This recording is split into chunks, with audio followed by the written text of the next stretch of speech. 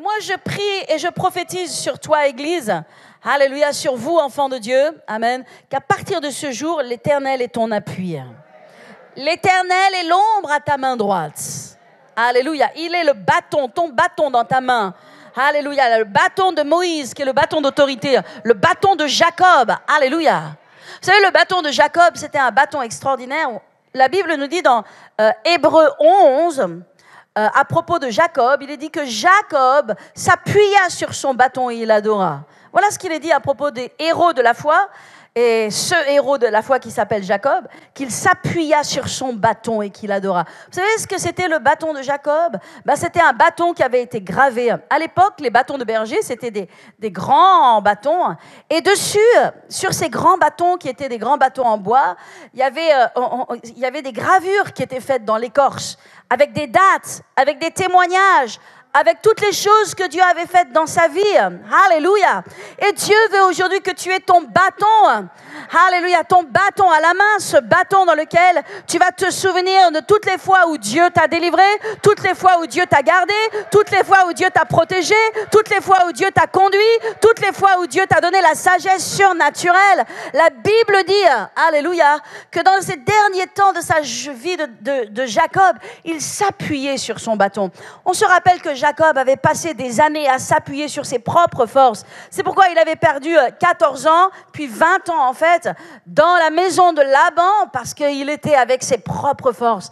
Mais il était parvenu à un moment où il s'est appuyé sur le Seigneur. Aujourd'hui, nous devons nous appuyer sur le Seigneur. Notre force, c'est le Seigneur. Notre avenir, c'est le Seigneur. Notre assurance, c'est le Seigneur. Notre sécurité, c'est le Seigneur. Notre protection physique, médicale, c'est le Seigneur. Est-ce que je peux avoir un amen, alléluia, pour ça? Alléluia. Alors mon rôle, mes amis, ce n'est sûrement pas d'être un gourou. Parce que les gourous ou les sectes, elles ont autorité sur les gens. Ils prennent le contrôle sur les gens. Ils dirigent les gens. Ils dirigent la vie des gens. Et moi, je ne suis pas un gourou et je ne suis pas leader d'une secte. Je suis un berger, je suis un simple pasteur. Alléluia. Et donc, mon rôle n'est pas de vous dire ce que vous devez faire. Même si j'entends des pasteurs de droite et de gauche qui disent aux gens ce qu'ils doivent faire. Mais moi, ce n'est pas mon rôle. Je ne pense pas que c'est le rôle des pasteurs de dire aux gens ce qu'ils doivent faire. S'ils doivent prendre le vaccin, ne pas prendre le vaccin, prendre tel vaccin, mais ne pas prendre tel vaccin. Je pense que vous avez le Saint-Esprit, que vous avez la Bible, que vous avez la prière et la parole de Dieu et la sagesse de Dieu et qu'il en sera fait selon votre foi. Alléluia. Je pense qu'il ne faut pas se précipiter à ce jour parce que les choses vont continuer à évoluer la semaine prochaine et que nous serons fixés dans quelques temps, mais pas dans l'immédiat instant de ce lundi dernier. Donc je pense qu'il ne faut pas se précipiter, mais que vraiment chacun a des circonstances particulières, a des convictions particulières. Et la Bible, elle va nous parler ou nous encourager, soit dans ce sens, soit dans cet autre sens. Mais il y a une chose que dit la Bible, c'est que tout ce qui n'est pas conviction est péché. Tout ce qui n'est pas le fruit d'une conviction est péché. Ça veut dire que je ne peux pas te convaincre, ce n'est pas mon rôle de te convaincre et de t'amener dans ma conviction. Alléluia. À moins que je sache quelque chose et que je cache quelque chose. Je ne veux pas aujourd'hui cacher quelque chose. Si je sais quelque chose, si je sais vraiment quelque chose et que j'en ai les preuves d'un côté ou de l'autre, mon rôle, c'est de le dire, bien sûr. Mais dans toutes les suppositions qui existent aujourd'hui, alléluia, eh bien, la Bible dit que tout doit être le fruit d'une conviction. Amen. Donc, chacun a des situations particulières et nous ne jugeons personne. Nous ne jugeons pas les gens vaccinés ou les gens pas vaccinés. Nous n'allons pas amener de division. On dirait que la France est en train un peu de se diviser sur cette question avec les anti-vaccins ou les pour-vaccins. Moi, je ne suis pas anti-vaccin. Je ne suis pas anti-vaccin primaire. Je pense que les vaccins ont fait un grand travail au travers des temps et des générations, mais je pense qu'il y a beaucoup aujourd'hui de choses que l'on ne sait pas et que l'on ne maîtrise pas à ce stade. Voilà ma conviction, ok? Et donc, moi-même, dans ma conviction et dans mon cheminement de prière, je ne suis pas encore décidée de quoi que ce soit à propos de moi-même. Donc, peu importe, je ne veux pas mettre l'accent sur moi. Ce que je veux dire, c'est que nous ne sommes pas là à juger les gens qui sont vaccinés ou les gens qui ne sont pas vaccinés. Si vous êtes vaccinés, alléluia, que Dieu vous bénisse. Que Dieu vous fortifie. Et si vous n'êtes pas vacciné, eh bien, que Dieu vous conduise dans la décision que vous allez prendre ou pas, et en fonction des circonstances. Et si demain, tout le monde est obligé d'être vacciné, eh bien, je vais vous dire, il y a une parole dans la Bible qui dit que si nous buvons quelques breuvages mortels, il ne nous sera fait aucun mal. Donc, il va falloir prendre la parole, l'appliquer dans le nom de Jésus. Et peut-être que maintenant même déjà, pour certains qui sont concernés, eh bien, déjà maintenant même, il va falloir prendre cette parole comme un médicament avant même de prendre le vaccin de Dieu, le vaccin du vaccin. Alléluia. Amen. Donc ça, c'est important de dire ça, de poser les bases dans ce domaine-là. Alléluia. Parce que j'entends pas mal de choses sur Internet, j'entends même des pasteurs qui se fâchent, et moi, sachez que ce ne sera pas comme ça. Non, non, non, non, non. Alléluia. Amen, amen, amen. Gloire à Dieu. Alléluia. Donc simplement, Marc 16, 18, bien sûr, pour tout le monde, ils saisiront des serpents, et s'ils boivent quelques breuvages mortels, alléluia, il ne leur fera point de mal. Mais par contre, ils imposeront les mains aux malades et les malades seront guéris. Amen. Merci Seigneur. Alléluia. Alléluia. Gloire à Dieu. Mon rôle, par contre, si mon rôle, ce n'est pas de vous dire spécifiquement ce que vous devez faire, mon rôle, par contre, c'est de vous dire là où nous en sommes, dans le grand agenda, dans le grand échiquier. Est-ce que c'est le début de la fin? Voilà des questions que les chrétiens se posent. Est-ce que la marque de la bête est en train de commencer? Parce que tous les chrétiens, et même les non-chrétiens, connaissent très bien le chiffre 666, 666, connaissent très bien cette histoire de la marque de la bête, de cette puce, en fait, voilà, sur le front et sur la main. On va en parler ce matin. Est-ce que vous voulez qu'on en parle ce matin? Est-ce que vous pensez que c'est important aujourd'hui d'en parler? Je pense que c'est important aujourd'hui d'en parler. Alléluia. Alors peut-être que vous vous demandez, voilà, peut-être vous vous posez cette question, est-ce que c'est le contrôle mondial de l'antéchrist qui est en train d'arriver? Voilà des questions. Qu'est-ce que dit la parole de Dieu à ce sujet? Alors ce matin, eh bien, nous avons l'intention de répondre à ces questions.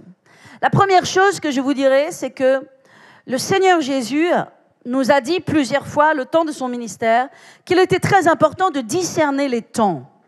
Et en fait, il l'a dit à plusieurs reprises, l'importance de discerner les temps et les saisons. Et ça, voyez-vous, un chrétien mature, il a cette faim et cette soif, eh bien, d'arriver à comprendre et à saisir spirituellement les temps et les saisons. Maintenant, comprendre les temps et les saisons, en tant que chrétien, ne doit vous communiquer aucune peur. Amen. Avant de commencer ce message, nous avons mis Dieu sur son trône. Nous avons rappelé que Dieu est sur son trône et que vous êtes son enfant. Amen. Donc, étudier ces temps de la fin, doivent pour vous, en tant que chrétien, ne vous donner que de la joie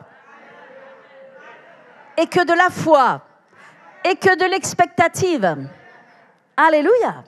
Parce que vous êtes un peuple à part, une nation sainte, un peuple acquis pour sa gloire. Alléluia.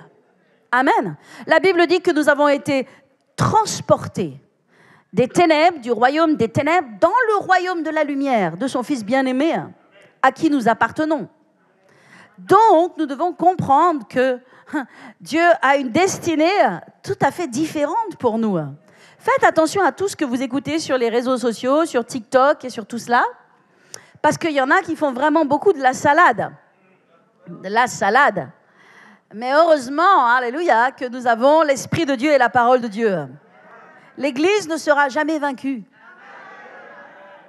Même lorsqu'elle est persécutée, elle est triomphante. Je parle les enfants de Dieu nés de nouveau. Dans l'Église, il y a beaucoup de gens qui ne sont pas vraiment nés de nouveau. Il faut le dire. Et parfois, quand l'Église n'est pas victorieuse comme elle devrait être victorieuse, c'est parce qu'il y a beaucoup de gens qui ne sont pas vraiment nés de nouveau. Et donc, ils ne sont pas vraiment connectés à Christ. Et donc, ils ne sont pas vraiment puissants. Amen. Et donc, ça, c'est un problème. Il y a un mélange entre Dieu et le monde. Et dans leur cœur, ils n'ont pas eu encore une grande révélation de Christ. Et c'est pourquoi ils sont faibles. Alléluia. Mais l'Église de Christ, qui sont les enfants du Seigneur, les descendants d'Abraham, de la lignée de Jésus-Christ. Nous sommes de la lignée de Jésus-Christ. Rappelez-vous des généalogies. J'aime bien les généalogies. Dans Matthieu, il est écrit que Dieu a créé Abraham, et puis après, tu as toutes les généalogies, puis après, tu arrives sur Jésus qui était fils de Dieu. Amen, Jésus est fils de Dieu, et nous sommes aussi fils de Dieu. Donc, nous avons une descendance, nous appartenons maintenant à une généalogie. Nous sommes de la généalogie d'Abraham, nous sommes de la généalogie de Jacob, nous sommes de la généalogie de Jésus. Et ça, c'est quelque chose d'extraordinaire. Quel privilège pour nous de vivre dans ces temps et dans ces circonstances. Amen. Et de marcher avec Dieu, avec foi. Alléluia. Avec puissance. Et d'amener la lumière dans ce monde de ténèbres. Parce que c'est ça que Dieu nous demande. Alléluia. Amen, amen, amen. Alors, qu'est-ce que j'étais en train de vous dire? Je ne sais même plus. Donc, Dieu nous appelle à discerner les temps. Si vous regardez avec moi dans Luc 21, et on va regarder 2-3 passages, plusieurs passages ce matin. Jésus parle dans Luc 21 et dans Matthieu 24, ce sont à peu près donc les mêmes passages de l'Écriture. Jésus parle à ses disciples qui lui ont demandé « Quand est-ce que viendront ces temps? Quand est-ce que viendra ton avènement ?» Okay. Donc Jésus va donner tous les signes des temps. Et puis il termine comme cela dans Luc 21, verset 28. « Quand ces choses commenceront à arriver, redressez-vous et levez vos têtes. » En d'autres termes, ne soyez pas vaincus.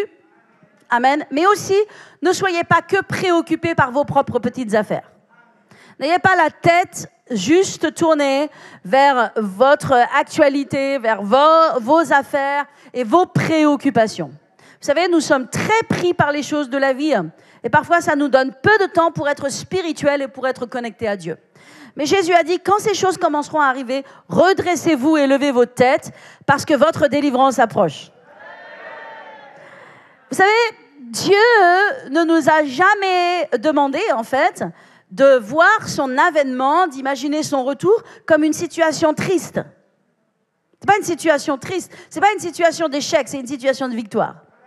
D'ailleurs, l'apôtre Paul nous dit ceci, l'apôtre Paul dit « Désormais, la couronne de justice m'est réservée, et le Seigneur, le juste juge, me la donnera dans ce jour-là. » Il était devant la mort, hein.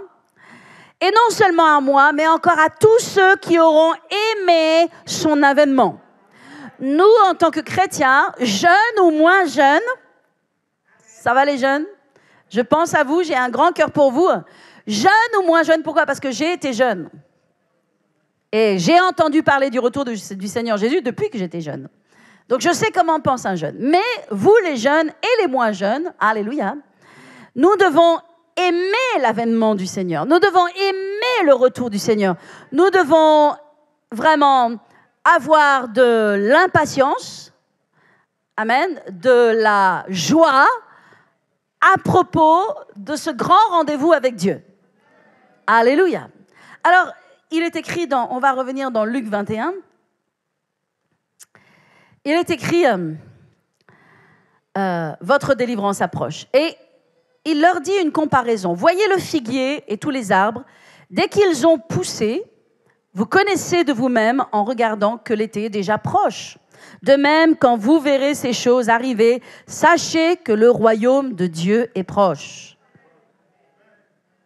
Sachez que le royaume de Dieu est proche. Et je crois que le royaume de Dieu est proche. Je crois que le royaume de Dieu est proche. Je crois que le royaume de Dieu est proche. Ça ne me rend pas triste, ça me rend joyeuse. Alléluia. Amen. Dans Luc 12, verset 54, Jésus dit la même chose. Il était entouré de foule et il leur dit, « Quand vous voyez un nuage se lever à l'Occident, vous dites aussitôt, la pluie vient. » D'accord ? Vous voyez un nuage, vous dites, la pluie arrive, n'est-ce pas ? Et il arrive ainsi. Et quand vous voyez souffler le vent de midi, vous dites, il fera chaud. Et cela arrive. Hypocrite, dit Jésus. Vous savez discerner l'aspect de la terre et du ciel. Comment ne discernez-vous pas ce temps-ci ? Et pourquoi ne discernez-vous pas de vous-même ce qui est juste ? Donc Jésus s'adressait aux foules et il les réprimandait et il leur disait « Hey, vous devez discerner les temps !» Il les a même traités d'hypocrites. Alors moi, je suis quand même allée voir qu'est-ce que c'est un hypocrite. Un hypocrite, c'est un comédien. Si vous regardez dans le grec, hypocrite, c'est hypocrites, c'est un acteur, un comédien, quelqu'un qui prétend. Donc, en fait, si nous voyons ces choses arriver et que nous pensons que rien ne se passe, nous sommes comme des hypocrites, comme des comédiens. Enfin, Jésus s'adressait à la foule. Pourquoi ? Parce que dans cette foule, il y avait énormément de religieux, que les religieux, ils avaient sondé les Écritures. Ils passaient leur temps à sonder les Écritures à propos du retour du Messie. Maintenant que le Messie était devant eux, eh bien, ils ne le discernaient pas. Ils n'en voulaient pas. Donc le Seigneur les a réprimandés et leur a dit qu'ils étaient hypocrites parce qu'ils refusaient de voir les temps. Et il le dit encore dans Matthieu 16. Regardez Matthieu 16, verset 1. Vous prenez simplement les références. Les pharisiens et les sadducéens abordèrent Jésus pour l'éprouver. Ils lui demandèrent de lui faire voir un signe venant du ciel. Mais Jésus leur répondit, « Le soir, vous dites, il fera beau, car le ciel est rouge, et le matin, il y a de l'orage. Aujourd'hui, car le ciel est d'un rouge sombre. En d'autres termes, vous savez discerner l'aspect du ciel, mais vous ne pouvez discerner les signes des temps. Une génération méchante et adultère demande un signe, un miracle, et il ne leur sera donné d'autre miracle que celui de Jonas, puis il les quitta et s'en alla. » J'ai l'impression que lorsque Jésus a dit cela, il n'était pas content. Il était fâché. Vous savez pourquoi ?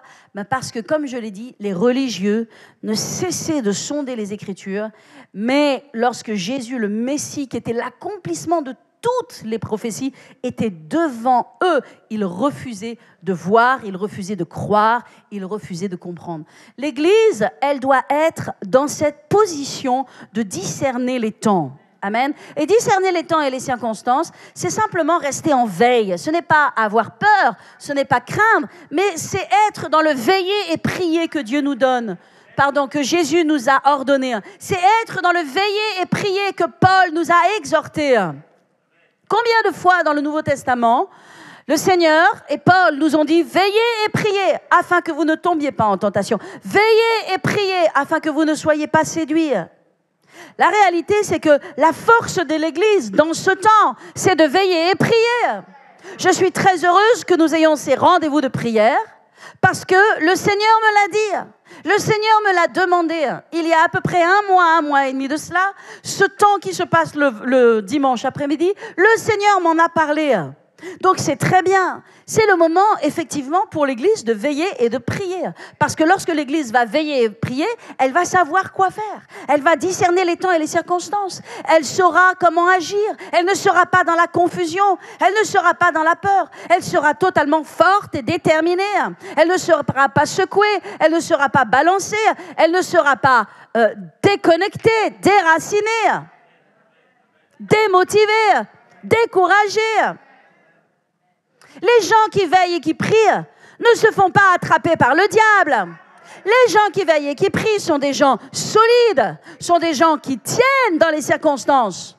Ta maison, tu l'as bâtie sur le sable ou tu l'as bâtie sur le roc. Si tu l'as bâtie sur le roc, les vents, les vagues vont venir sur toi, mais tu vas demeurer. Alléluia. Mais si ta maison elle est bâtie sur le sable, eh bien les vents, les vagues vont venir. On a vu ce qui s'est passé en Allemagne et ce qui se passe en Belgique. Les vagues sont venues et elles ont tout dévasté. Et c'est ce que Jésus nous disait. Amen. Maintenant, notre assurance, notre force, c'est Dieu. Alléluia.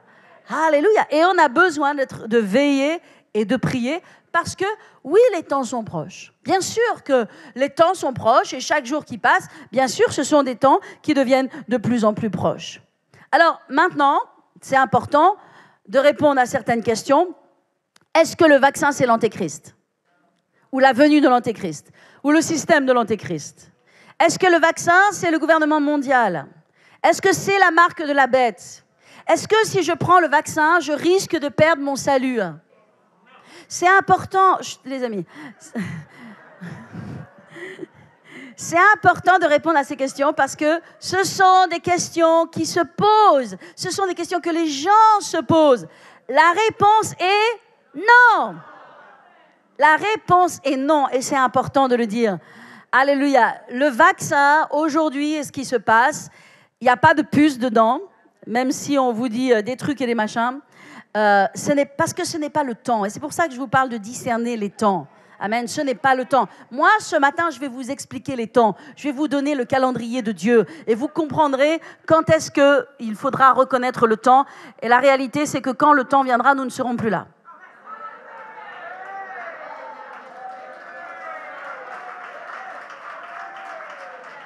Et c'est tout ce que vous avez besoin de savoir.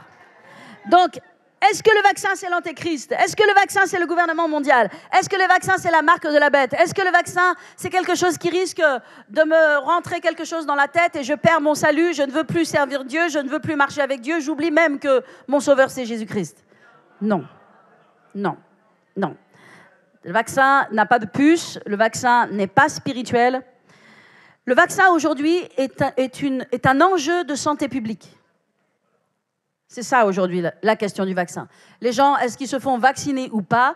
La question, et tous les ministres parlent, ils parlent de l'enjeu bénéfice-risque. La vraie question pour laquelle les gens se posent, est-ce que je me fais vacciner ou pas? C'est qu'ils se posent cette question, est-ce que ce vaccin va me faire du bien ou est-ce que ce vaccin va me faire du mal? Est-ce que ce vaccin, quel est le bénéfice-risque? Quel est l'enjeu entre le bénéfice et le risque? Et c'est ça pour lequel les gens sont dans le crainte et dans la doute, parce que c'est un médicament, bien sûr, qui est récent. Et parce que, mais vous savez, comme je l'ai dit tout à l'heure, aujourd'hui, il y a tout sur Internet. Il y a toutes les données scientifiques, il y a toutes les informations scientifiques. Moi-même, cette semaine, j'ai passé du temps à étudier comment étaient constitués les vaccins que nous prenons. Nous avons 11 vaccins dans notre corps que nous accueillons, que nous le voulions ou pas, à la naissance. OK? Mais comprenez comment fonctionnent ces vaccins. Et j'ai étudié cette semaine, à propos, en fait, le vaccin, normalement, ce que l'on appelle un vaccin, c'est une toute petite partie de la maladie, toute petite, ok, qui est soit modifiée, parce qu'il y a des vaccins dont la maladie est modifiée, soit atténuée. Donc ça, c'était tous les vaccins que nous avons pris dans le passé. C'était soit de la maladie atténuée ou de la maladie modifiée. Donc il y a deux groupes. Je ne peux plus vous dire qui est dans quel groupe. Il y a un groupe de vaccins atténués. Imaginons que c'est le tétanos et toutes ces choses. Il y a un groupe de vaccins modifiés. C'est peut-être l'hépatite B et puis la rougeole et toutes ces choses. Je ne sais plus. Mais voilà, c'était un mode de fonctionnement. Et donc, aujourd'hui, si vous voulez savoir les vaccins d'aujourd'hui, qu'est-ce qu'ils proposent? En fait, certains vaccins proposent une nouvelle technologie. Et c'est ça qui divise les gens. Ça divise les gens parce que les gens se disent, est-ce qu'on doit croire ou pas dans cette nouvelle technologie? Qu'est-ce qu'on fait, qu'est-ce qu'on ne fait pas? Donc moi, à nouveau, je vous dis, il y a plein de choses sur Internet. Vous pouvez étudier. Moi, je suis là pour vous annoncer plutôt et pour vous parler de choses spirituelles. Amen. Alléluia. Alléluia. Ça inquiète, c'est vrai que ça inquiète les chrétiens dans le monde entier, parce que, bien sûr, c'est quelque chose qui se passe à l'échelle mondiale. Et ça, on n'a pas l'habitude, d'accord? Et que ce phénomène qui se passe à l'échelle mondiale, et en plus que nous avons entendu lundi, avec le fait qu'on ne pourra plus faire ceci, et plus faire cela, et plus faire cela, je parlais avec le frère Alain, et il était dans un supermarché, dans un centre commercial où il y avait un supermarché où il a l'habitude de faire ses courses. Et il y a un carrefour dedans et il est allé voir la responsable, lui a dit mais comment ça va se passer à partir du mois d'août? Et la responsable a dit eh bien les gens qui ne sont pas vaccinés ne pourront pas entrer, ne pourront pas acheter, faire leurs courses. Imaginez, donc on en parlait et c'était drôle, mais imaginez donc le choc que les gens ont, parce que tout cela nous rappelle des choses que nous connaissons dans la parole de Dieu. Et je trouve que c'est très intéressant, parce que ça nous donne un avant-goût. Parce que nous ne sommes que dans l'avant-goût.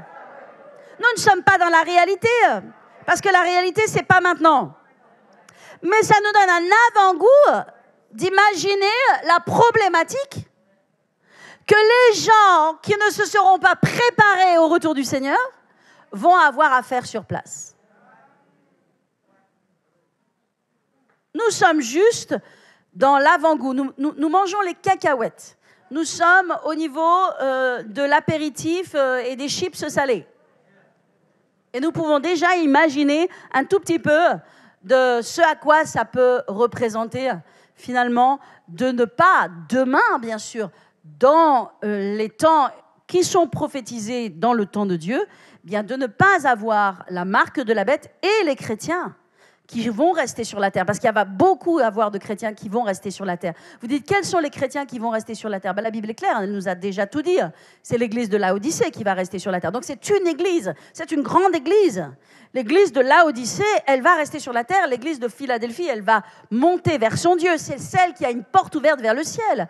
C'est Apocalypse 3, n'est-ce pas? Les deux dernières églises, c'est Apocalypse 3. Et Dieu dit clairement, j'ai mis une porte ouverte devant toi que nul ne pourra refermer. Et Jésus dit cela à l'église de Philadelphie. Et vous passez dans Apocalypse 4. Et qu'est-ce qu'il est écrit? Jean dit, eh bien, je vis le ciel et une porte ouverte. Puis après, il voit une multitude. Évidemment, c'est toute l'église de Jésus-Christ qui aura été transportée en un instant, en un éclair, en un clin d'œil, au son de la trompette. Alléluia. Tous les morts en Christ ressusciteront. Alléluia. Et nous, les vivants, nous serons enlevés avec lui dans les airs. Youhou! Alléluia. Et ça, c'est merveilleux. Et nous devons nous y préparer. Amen.